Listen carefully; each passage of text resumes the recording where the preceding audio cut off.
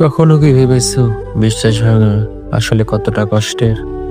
ভালোবাসা ভাঙলে হয়তো মানুষ নতুন করে ভালোবাসতে পারে, কিন্তু একবার বিশ্বাস ভাঙলে আবার বিশ্বাস করা খুব কঠিন হয়ে যায়।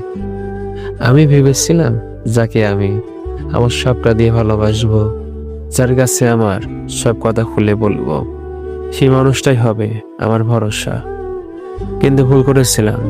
যাকে সবচেয়ে বেশি বিশ্বাস করেছিলাম, সেই মানুষটাই ভেঙে দিল আমার বিশ্বাস।